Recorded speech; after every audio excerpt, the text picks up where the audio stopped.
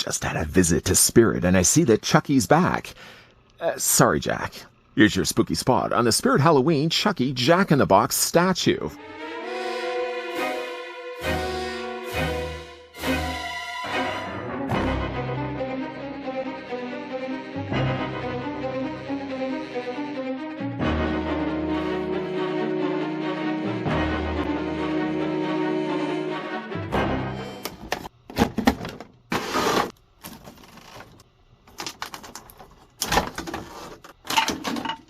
Show your love for Chucky with this officially licensed Chucky Jack-in-the-Box tabletop decor. This talking tabletop statue is the perfect gift for fans of Child's Play 2. While we all spring into October, waiting anxiously for Halloween to arrive, poor Jack's shaking away worrying about his own spring and Chucky potentially cutting it. Before we get a closer look at the Child's Play 2 Jack-in-the-Box polyresin statue, which is, by the way, a Spirit Halloween store exclusive. The statue sells for $59.99, and I knew that this thing existed, and yet I checked around to my local Spirit Halloween stores and couldn't find it at all. Ultimately, though, the $59.99 asking price, which I think is already a good price for a resin statue that does actually emit sound effects and audio clips from the movie, I had to order it online, so I had to pay a little bit more for it. Either way, though, I would say that this is, of the 2023 releases that Spirit Halloween has put out, might be my top 3 favorite things. If you're a big fan of Child's Play 2, especially love the poster art of Jack being snipped by scissors, it's definitely worth picking up, I think, if you have the chance to find one. Going, though, and grabbing the tape measure, which I already had in my hand the whole time. Jack-in-the-Box, the resin bust, stands at about 12 inches exactly, if that's, of course, including the points on his hair, or it's going to be about 30 centimeters in height. Now, not only is the Jack-in-the-Box statue pleasing to the eye, but it's also pleasing to the ears, as you'll hear in a second, as it does also, again, go through audio clips. More importantly, just one important audio clip that you'll hear more in a second. Picking, though, up the statue carefully, it's made of mostly polyresin. The only thing that's really not polyresin is the metal spring that holds Jack's poor shaking head attached, and also the little pull crank, the little turning crank that's on the side of the box is also made of metal as well. But all the rest of it kind of does have a real weighted feel to it. On the site, it's actually advertised at 4.5 or 4.3 pounds. I honestly feel it weighs a little more than that. It does have a hinge flap on the back, but it doesn't open up. Jack literally is doing what he's going to be doing this whole time. You're going to have him on the shelf. But if you carefully, though, look on the bottom of this, there is a battery compartment. Now, the batteries were already installed and then attached onto the side right here. There was also the little cord that attaches to the outside Try Me button on the front of the box. I've already taken the liberty of removing that. It does take 3 AAA batteries. The batteries, luckily, do still work, so I don't even have to replace them right away. And then on the bottom of it, there's Try Me, which is already currently set. There's off, and then there's on. The thing, though, about on is the moment you switch it to on, and especially if you lift it upside down like I'm doing right now, by the time you then put it back, it's already going to start making the sound effect. So I'm going to kind of, unfortunately, say right away that the spoiling of this may happen. Because, I mean, again, well, as soon as you switch this on, there's really no other way. There's a dial on the side. Of course, you can turn this. That also triggers the sound effects, it seems. But even then, just having it upside down like this, the moment you switch it on, it seems to already accidentally trigger the audio clip. So I'm giving you guys well advanced warning. There's also some rubberized feet on the bottom of this as well. The whole time I'm doing this, you can probably hear poor Jack's head hitting the back of the flat. I do wish like could have been like an on and off switch somewhere here, even on the back, somewhere that you're not going to even be able to see it, instead of always having to lift this upside down like this.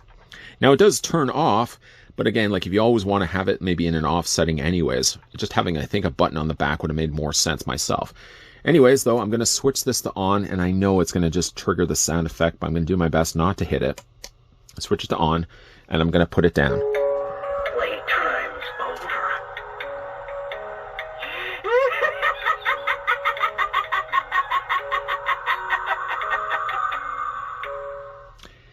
I did my best not to talk that whole time because I didn't want to interrupt the audio. The audio is very clear. In fact, actually, at the time of doing this review, I'd already had a look at the Texas Chainsaw Massacre Leatherface Halloween Edition polyresin statue. That's a mouthful. And that one also had audio clips. And in actually both the cases, the audio is so clear on this. You can also hear as well that it's taken from, I believe, more the teaser trailer than anything else. The teaser isn't necessarily, though, this box. The box that's actually in the teaser has it cranking on the side actually has more so like the good guy symbols on the front. I believe it's actually even a blue box that has like the little symbols. This is pulled directly though from the Child's Play 2 poster, which of course Chucky would be in the back and about to snip poor Jack's spring.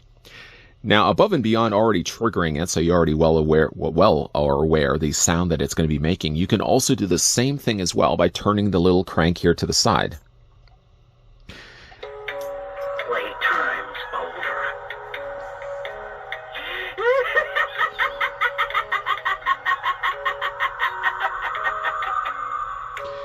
The thing about the lever, though, the thing about the crank, though, is it's very loose. So I didn't feel at one point that I was really doing anything until it hits to about here.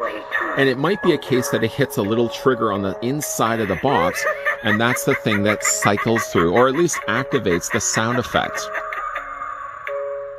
The only thing is, though, that anytime you are going to be moving it, or I guess in any case where if you're tilting it, that might ultimately just be the thing that triggers because you're going to, of course, be moving the crank on the side. It is, again, a hair trigger. I mean, just even budging it seems to be also activating as well. The thing about it, though, is like, as already mentioned, I don't know if you guys can see or not. I may even have to pick this up again. The actual crank is very loose.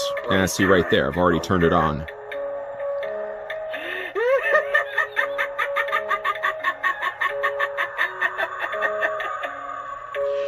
What I might just end up ultimately doing is I think I'm just going to switch this off. That way it's a lot easier for me to talk about things without being interrupted the whole time. So I'm going to switch it actually to off. Off is just in the middle between on and try me.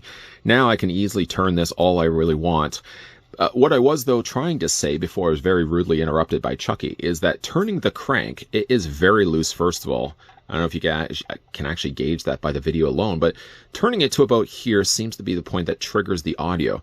But I don't know if it actually does anything. It could be just a case that when it hits about here on the top, on the inside of the box, it flips a switch that activates it.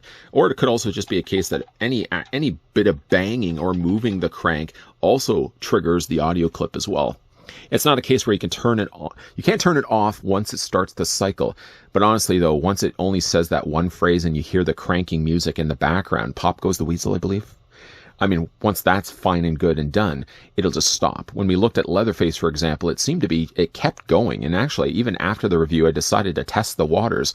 And it actually, it kept continuing to play for a good 8 minutes till finally I just turned it off. This is one of those easier cases where it's just going to do it once, one and done, until you're going to hit, of course, the crank then on the side as well. So getting a closer look at this, on the front, we've got Child's Play and 2 printed, my favorite of the franchise.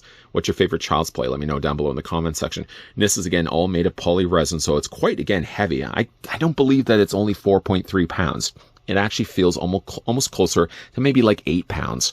The coloring is really quite good on there. There's a few little areas where you can clearly see here, like they would have just labeled over top of this. This wasn't necessarily painted. It looks to be the case that they just took the decal and printed on top of the front of it, which is fine. It's a lot easier than obviously trying to find a way to print this over top of poly resin. And of course, all the poly resin is then done here in yellow for the actual Jack-in-the-Box, paneling carefully the red around that. Paint's for the most part pretty clean. I've got a little few instances here on the side where I've got a couple of specks. I've also got a little bit of a QC problem when it comes to paint on Jack's head. We're going to talk a little bit more about that in a moment. But the box as a whole, it does look quite a lot like it does from the poster. It's finished from all the sides too, so it doesn't really look like there's any spot that really got left out on the paint line. The actual flap, as you can see, is permanently attached. There's no way to open and close this, for example. And then Jack, that's attached to the top, is attached by a very hefty spring. The spring is very heavily glued down below here, so it doesn't look like it's going to be coming off anytime soon. Still, though, I don't know how much I would be rocking it back and forth just with the worry that that may start to free the glue and adhesive that's keeping the spring in place. It's a very thick spring, though. Very, very dense, very thick metal spring, and it's holding an equally heavy Jack on the top of it. He has the same surprise look that he would have had from the poster as well. I'm going to spin this from the side so you guys can see it as well.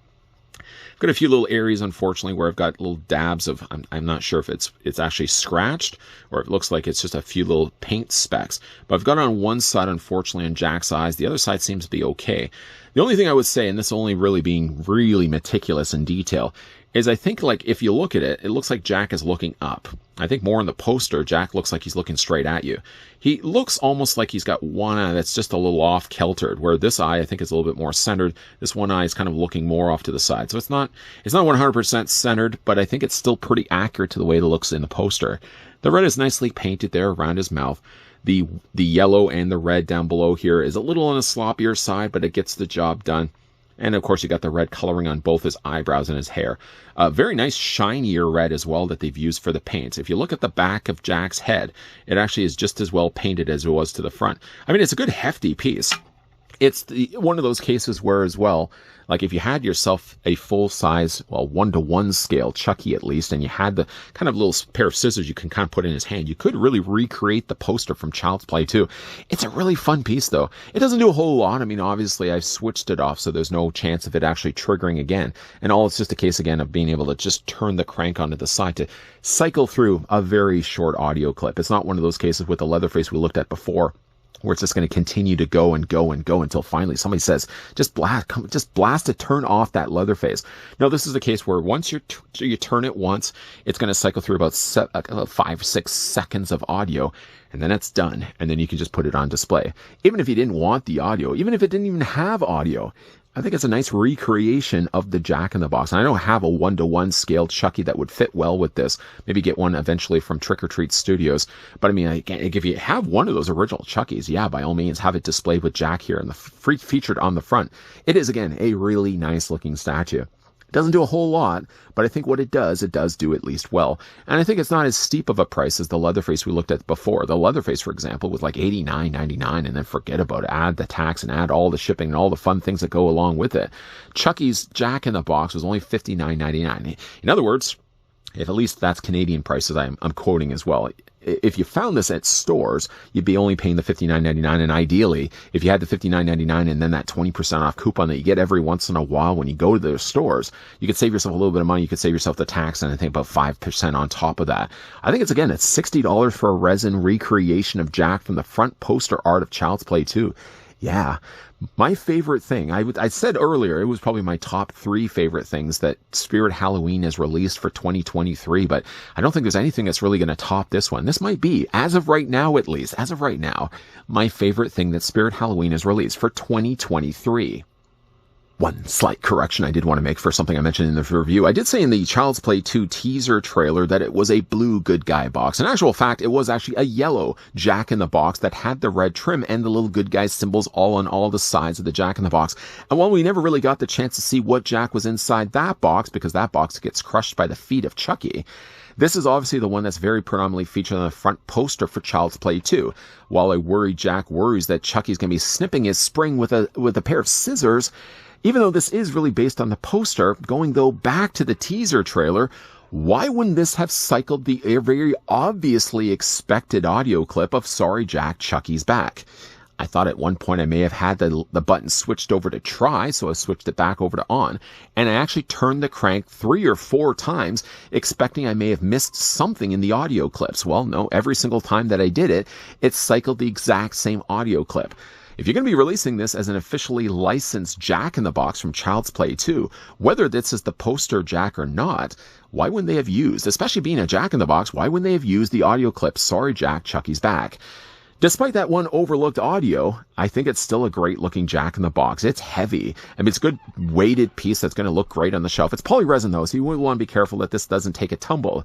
Poor Jack is going to have to worry about more than just a spring if this thing happens to fall off your shelf. But it's a fun piece that even if it didn't have audio clips, whether you used the wrong audio clip or not, I think for $59.99, it's a good recreation. And I think it would fit well with a 1-to-1 scale Chucky if you happen to have one already in your collection. The audio clip is really only the icing on the cake. Whether it is wrong or not, I'm glad to see that they found a way to incorporate very clear, once again, audio for all of these statues for Spirit Halloween. Having already looked at, of course, the Leatherface from before, the clarity of the audio, whether I really was a fan of that statue of the Leatherface, the audio was fantastically clear. It's also quite clear here, and it doesn't seem to have, once again, any section for speakers. It seems to emit all from the bottom of the base. And considering that really that the statue is sitting on itself, you would think that the audio would already be very muted. But somehow it finds a way way to be projecting a very clear audio clip of Chucky, whether again it's right or not. What do you guys think of the Jack in the Box? Let me know down below in the comment section. Have you had the chance to get this one for yourself? And what do you guys think of it? If you haven't had the chance to find this one, is this something you would like to add to your collection if you're a good guy or a Chucky fan? Also as well, like once again mentioned, this is $59.99 over, now that's Canadian prices, but it was $59.99. And of course, I had to order this one online because I couldn't find, I checked to literally 2 Spirit Halloween stores and they didn't have any. I even asked one of the people I was working at one of the Spirit Halloween stores, do you have the Jack in the Box resin statue for Child's Play 2? And they said, no, we never got it. So I ended up ultimately having to order this one online. Even though I paid a little bit more than what I was really hoping to pay for it, I'm glad to finally have this one I can have on display with the rest of my good guy collection. But again, what do you guys think of this? Let me know down below in the comments section. Also as well, if you guys, hey, enjoyed this video, want to hit with a like. If you guys are loving the content you guys are seeing and you certainly would like to stick around for more spooky related videos, even though we are kind of midway through October, there's definitely a lot more videos still coming before even the end of Spottober is here. I can already see there's a big stack of stuff that I still want to have a look at. So there's definitely going to be a lot more videos coming your way. As always, guys, thanks for watching. See you guys next time.